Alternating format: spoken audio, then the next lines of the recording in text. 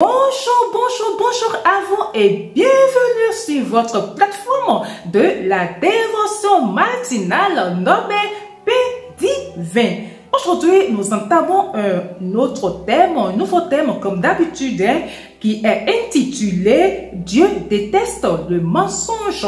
Dieu déteste le mensonge. Donc, vous comprenez que nous abordons le 8e commandement qui dit ceci, « Tu ne mentiras pas. Tu ne mentiras pas. » Et le mensonge, c'est quoi? Le mensonge, c'est cacher la vérité à quelqu'un qui a le droit de la savoir ou quelqu'un qui veut la savoir.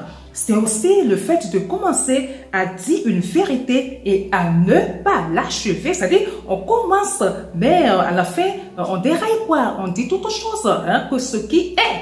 Ou aussi, c'est une autre façon de manipuler, de ne pas dire exactement ce qui est du début jusqu'à la fin. Alors, qu'est-ce que Dieu dit? Dieu dit que ceux qui mentent, Satan est le papa. Le diable est le papa.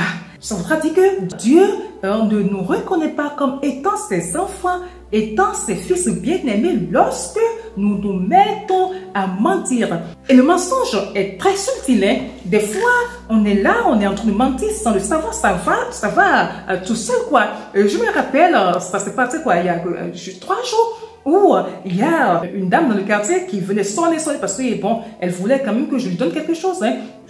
Elle vient de temps en temps, mais ce jour-là, franchement, j'étais agacée parce que elle m'embêtait à la limite de quoi. Et je faisais ma sieste, donc elle était là, elle appuyait la sonnerie, hein, de façon insistante. Alors, j'ai dit quand la fille est venue cogner à ma porte, j'ai dit, mais dis-lui, elle m'a dit, c'est telle dame. J'ai dit, mais dis-lui que je ne suis pas là. J'étais fâchée, mais dis-lui que je ne suis pas là. Elle est allée servir ce que je lui ai dit. Mais après, quand elle est partie, le Saint-Esprit, c'est-à-dire, lorsque vous avez le Saint-Esprit, aïe, aïe, aïe, aïe, il vous titille, hein. Quand vous faites des choses, il vous rappelle tout de suite. À l'autre, hein, il m'a dit, mais tu viens de mentir. Et là, je me suis réveillée. Ah ben oui, c'est vrai, je viens de mentir. Alors, il faut que tu corriges le tir. Maintenant, comment faire? Appeler la petite fille là et lui dire, mais écoute, j'ai menti. Voilà, j'ai menti. Tu sais bien que la parole de Dieu a dit de ne pas mentir. Mais je viens de le faire, c'est mal. C'est vrai que c'est un peu gênant, mais il faut qu'on le fasse. Pourquoi? Parce que nos enfants sont le reflet de ce que nous sommes. Ils sont à notre ressemblance. Vous dites par exemple, et ça c'est fréquent, hein? Dis-lui que je ne suis pas là. Dis à la personne que je ne suis pas là. Il y a tel ami qui vient, quand il va venir, il faut lui dire que je ne suis pas là. Et c'est fréquent, c'est courant. C'est tellement monnaie courante que on pense que ce n'est pas quelque chose de grave, mais c'est un mensonge, c'est grave. Les enfants copient ce qu'ils voient. Les enfants copient les adultes. Donc, ne soyez pas étonnés que vos enfants vous mentent de la même manière. Il y a une autre façon subtile, c'est subtil aujourd'hui, hein, que quand je dis que c'est un mensonge, les gens ils ne me croient pas, alors que c'en est une là. Vous voyez nos portables là. Il y a une fonctionnalité de WhatsApp qui nous permet de faire croire à la personne qu'on n'a pas encore lu son message. Vous savez de quoi je parle? Ou ça peut marquer deux traits. Tu ne sais pas si lorsque tu envoies le message, si la personne l'a lu tout de suite ou pas. Pourquoi? J'ai refusé de l'activer. Pourquoi? Parce que je dis, mais ça va m'aider à mentir. Et ce n'est pas bien. J'ai vu ton message, oui, je l'ai vu. J'assume que j'ai vu ton message. Si je ne te réponds pas, c'est que je n'ai pas envie de te répondre pour une raison X ou Y. Mais fais croire à la personne qu'on ne l'a pas lu. Franchement, c'est quoi? C'est un mensonge. Si vous avez l'habitude de le faire, si vous avez cette fonctionnalité-là sur votre WhatsApp, si vous l'avez activé, sachez que vous mentez et Dieu déteste le mensonge. Fait croire à la personne qu'on n'a pas encore lu son message alors qu'on l'a lu. C'est un mensonge. La personne vous demande après, vous dites, ah mais je n'ai pas encore lu, ah mais je n'ai pas, alors que vous l'avez lu, vous l'avez eu. C'est un mensonge. Il y a aussi un fait aujourd'hui où les hommes, ils ont plusieurs femmes. Il y a certaines femmes aussi, même si c'est rare, qui ont plusieurs chéris là. Comment vous faites pour les gérer si vous n'êtes pas menteur? Une personne qui gère plusieurs partenaires est un menteur. Quand tu te lèves le matin, tu envoies je t'aime à Adjoa et en même temps une rose à Sylvie et après dans la soirée, tu es avec Monique. Ce qualificatif-là est pour toi. Si tu le fais, sache que tu es un menteur. Et Dieu dit que le diable est ton père et on ne se rend pas compte de la gravité de ce que Dieu dit là. Nous abandonnons un temps au diable pour qu'il nous parraine. C'est que les choses mauvaises peuvent nous arriver là. Et là, ça va être à notre risque et péril. Alors, mon conseil aujourd'hui, c'est pour nous tous, et moi y compris, parce que le mensonge, si on n'y prend pas garde, elle vient de façon subtile. J'arrive à des endroits donnés où j'ai quelque chose en main, où on veut savoir si c'est moi qui l'ai fait. C'est vrai, c'est moi qui l'ai fait, mais je n'ai pas forcément envie, pour des raisons que je préfère taire, je n'ai pas envie qu'on sache que c'est moi qui l'ai fait. Alors qu'est-ce que je dis?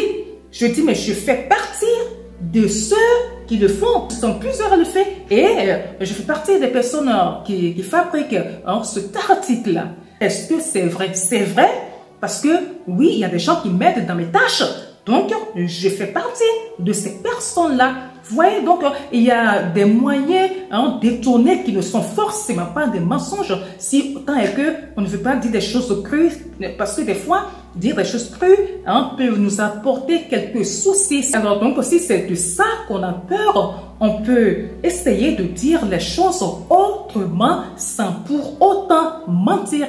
Soyons de bons exemples pour nos enfants. Nos enfants voient, ils copient, ils font exactement les choses que nous faisons. C'est pourquoi lorsque vous êtes au dehors et que vous voyez un enfant faire des choses où tout le monde crie, mais pourquoi cet enfant est comme ça? Mais pourquoi il fait ça? Mais moi, la réponse que moi j'ai l'habitude de dire est ceci. C'est vrai que les parents ne peuvent pas contrôler les enfants à 100%. Les enfants, quand ils sortent, ils font des choses, ils copient leurs camarades, ils copient leurs amis.